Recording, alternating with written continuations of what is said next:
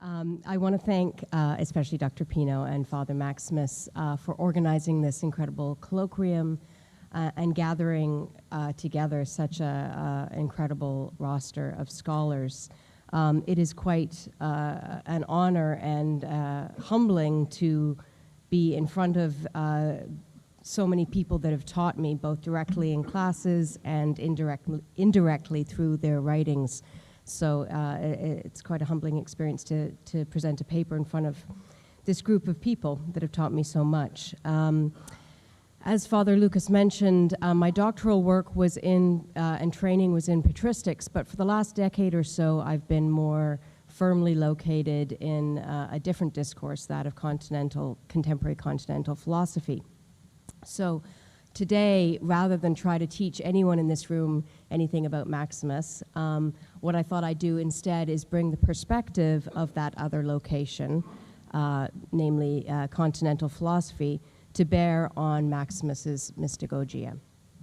Specifically, in this paper, I'm interested in exploring what a phenomenological perspective can bring to the text. So, to begin then.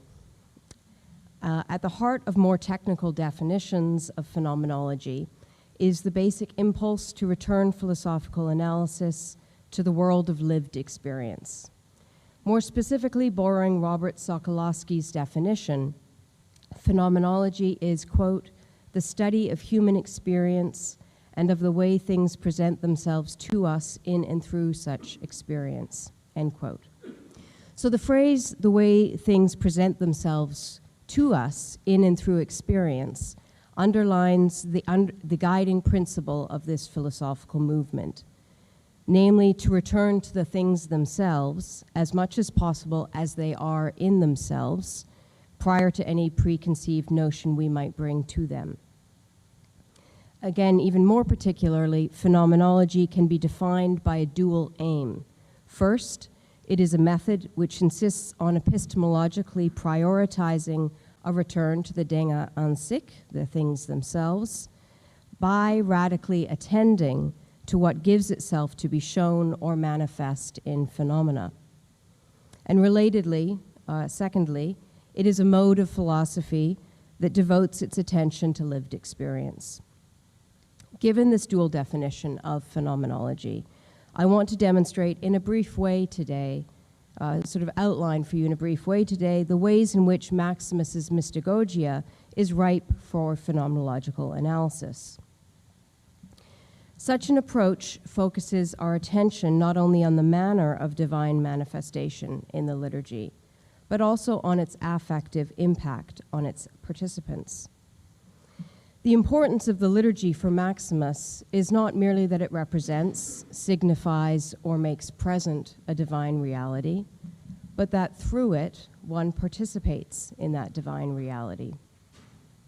As Maximus claims in reference to the adoption of the liturgical participant as a child of God in the Lord's Prayer, he writes, "The soul will experience rather than simply know about the divine things," end quote. Thus, the liturgy does something more than reveal God. It enables the soul to be assumed by God, not simply teaching the participant, but deifying them. As von Balthasar indicates, there's a reciprocal relationship, and actually, as Father Maximus mentioned, spoke about in his lecture on Thursday night as well, there is a reciprocal an integral relationship, necessary relationship between understanding and participation, knowledge and experience, ascetics and worship as well, or spirituality, as we heard on Thursday night. Von Balthasar says, this understanding, however, is not something that empties the ritual act of its integrity. Its intelligibility is possible only within the performance itself, not alongside it, end quote. Another way to understand this is to say that the intelligibility or the logos of the sacrament emerges only in and through its performance. In phenomenological terms, we only know in and through our lived experience.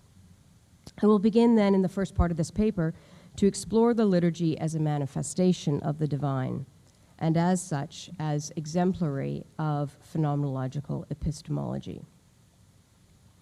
The Mystagogy demonstrates Maximus's core understanding of the liturgy as a theophany, a manifestation of God. And this is part of a larger sense of the cosmos as theophany. As Christos Ioannaris has succinctly stated, Logos is the mode by which everything that is becomes manifest, becomes known, end quote. In this way, all knowledge, according to Maximus, I think in good phenomenological voice, all knowledge is a result of a showing, a manifestation. In particular, what shows or reveals itself is that which gives itself by means of a divine accommodation. To give one example, Maximus grounds the unity found amongst the diverse participants in the liturgy in each individual participant's relationship to its creator. Maximus writes, quote, "This relationship nullifies and covers over all individual relationships that are contemplated according to the nature of each of the things that are, not because it corrupts and destroys them and causes them not to be, but because it surpasses and outshines them, just as the totality comes into view rather than its parts, and the cause of the totality itself comes into view rather than the totality," end quote. The verb which John Armstrong here translates as to come into view is epipheno, which in its passive form, epiphenomene, I might forgive my pronunciation, epiphenomene, means to present oneself or to appear upon the surface. So through God's relation to all beings as their creator, in other words, God presents God's self, and in so doing comes into view, is manifest.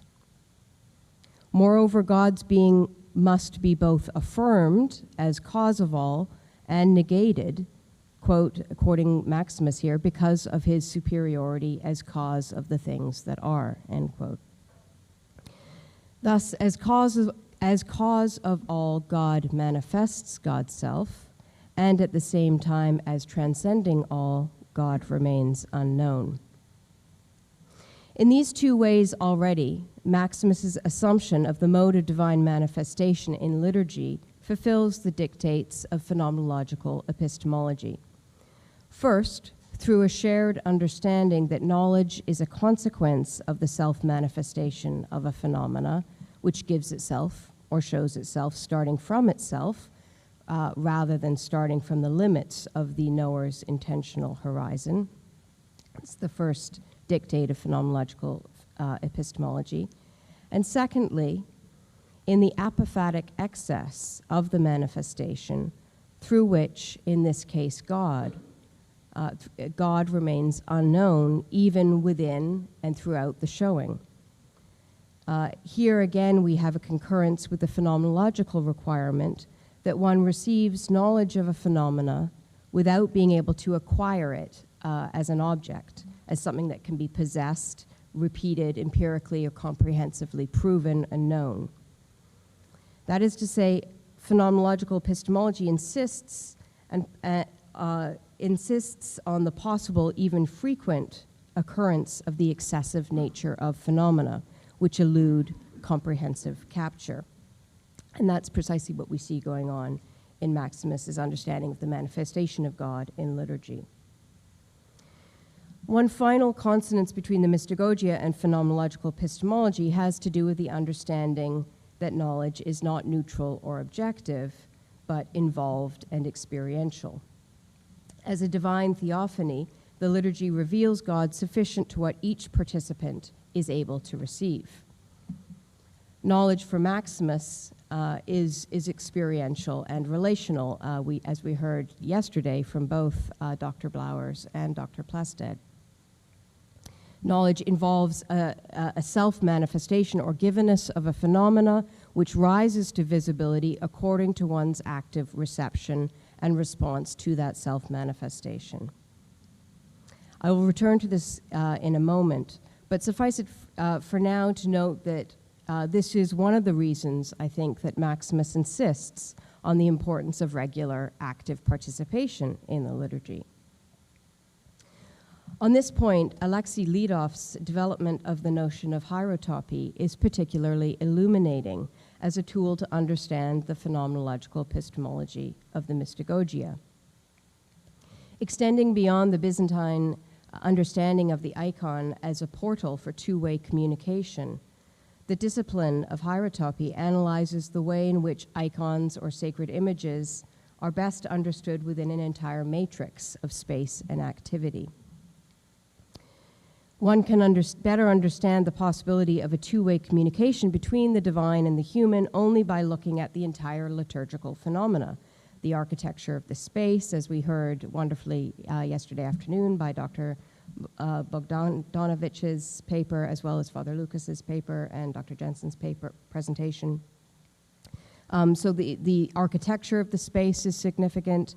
The icons or religious images used, the music, the singing, the incense, the liturgical objects, the use of light, as we heard from Father Maximus, as we saw beautifully represented in Father Maximus's paper on Thursday night, the way that light is used, and as well, importantly, as the action of the liturgy, the movement of bodies through the room, and especially the affective disposition of the participants.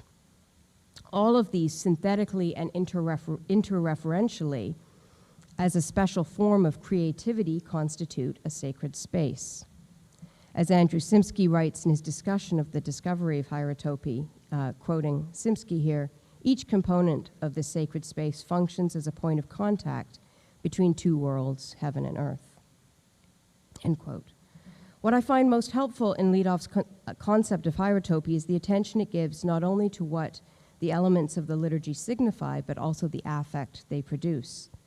In other words, this allows us to consider from a phenomenological perspective the lived experience of that sacred space, of what Maximus describes in the Mystagogia. The basilica as the space of the performance of the liturgy in the joining of the sanctuary and the nave becomes this quintessential meeting place of heaven and earth, of the divine and human, intelligible and sensible, clergy and lay, which Maximus configures using Christological logic. Here quoting Maximus, here actually started quoting von Balthasar on Maximus, the unconfused unity of two in one in the visible hierarchical church is an application of the Chalcedonian understanding of Christ, end quote. As Simsky put it, quote, an empty church can be a monument of ecclesiastical architecture, but not a hierotopic project. The liturgical actors, i.e. the clergy as well as the congregation, belong to the sacred space of a church in the same way and in the same measure as icons and relics do. However, the sacred space has to be animated by the life of ritual. So it's this second aspect of insisting on the performance of ritual, performance of the liturgy as necessary to creating it as a holy space, a sacred space, that I think is particularly lends itself to phenomenological analysis. And that's what I'm going to turn in the final part of my paper now. So in the crucial chapter 24 of the Mystagogia, Maximus insists that it is necessary for every Christian to attend the Holy Church of God and never to be absent from the holy synaxis that is performed in the church. This necessity of attending the liturgy is not merely because, as he says, angels attend the liturgy and act as truant officers reporting the Christian's attendance or lack thereof to God. That's one reason that you have to go, but not the only reason. More significantly, for Maximus is the fact that one's participation in the liturgy is transformative. It does something to the participant through the grace of the Holy Spirit. As Maximus writes in chapter 24, this grace remakes, reshapes, and to speak truly transforms each one found there into something more divine in a way that is proportionate to him. And this grace leads each one to that which is signified by the mysteries performed during the holy synaxis, even if he does not perceive it with his senses because he is still an infant in Christ and he is unable to see the depth of what is occurring, end quote. In other words, transformation does not depend on knowledge but precedes it.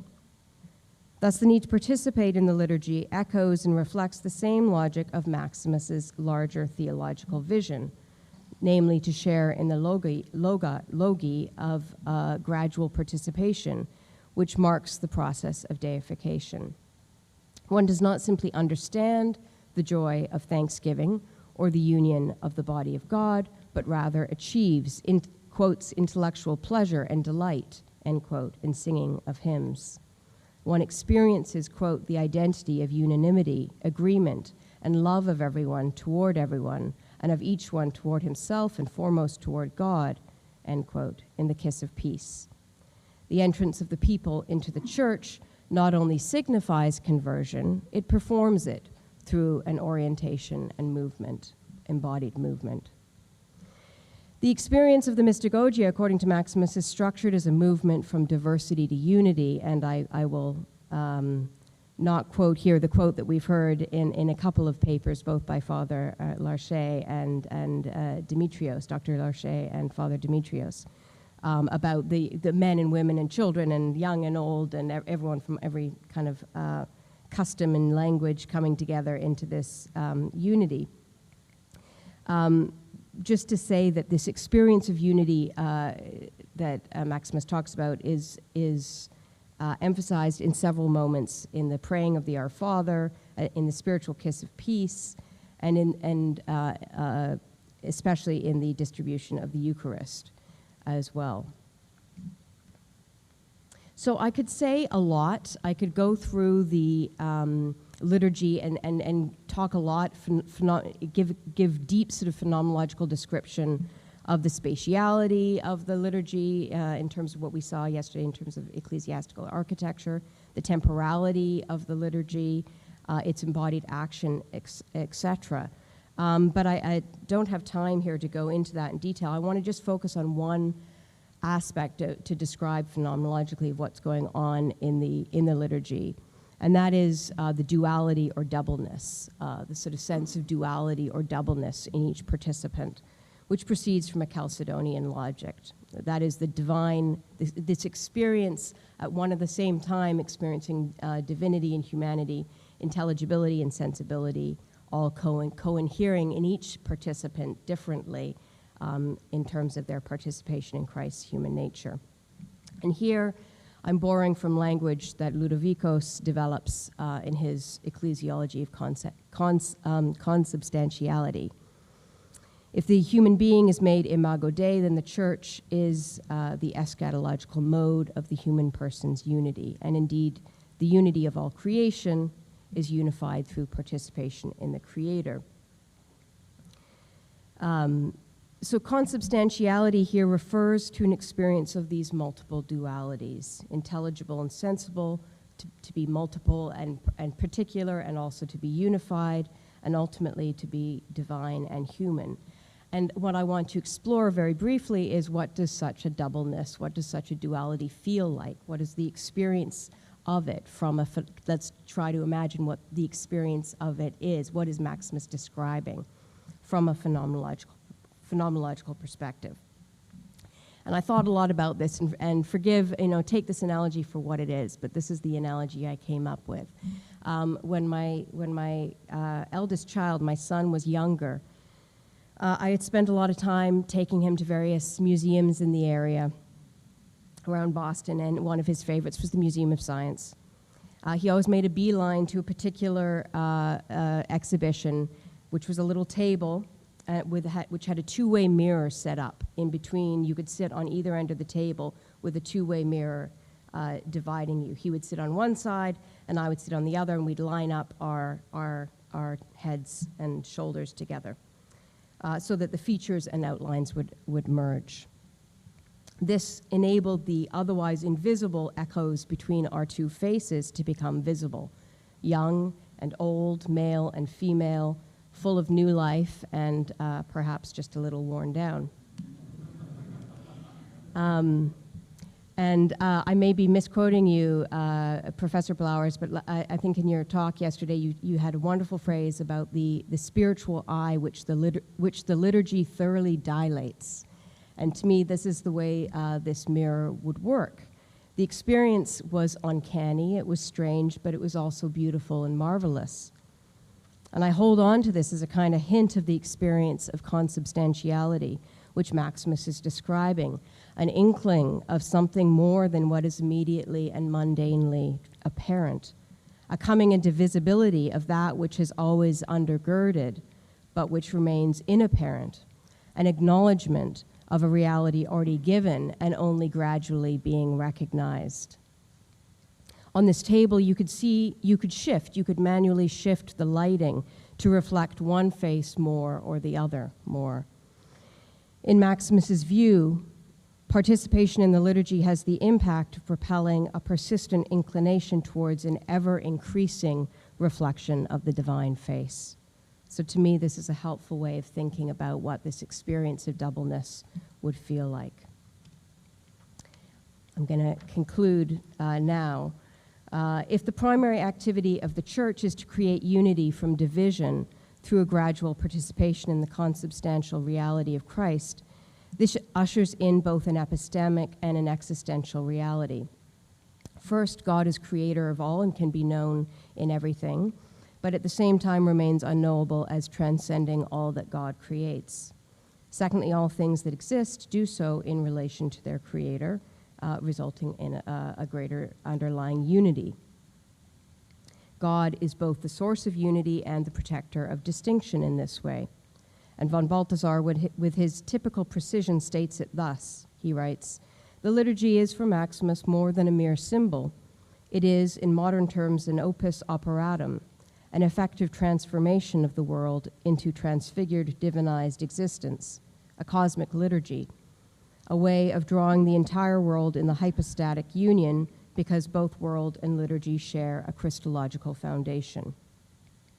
In this way, a phenomenological analysis of Maximus's Mystagogy highlights the way in which the manifestation of the divine within liturgy, as well as the particular affective registrar of the lived experience of it, are joined together by the Chalcedonian logic of doubleness and a unity which maintains the distinctiveness of the beings which it gathers together. Thank you.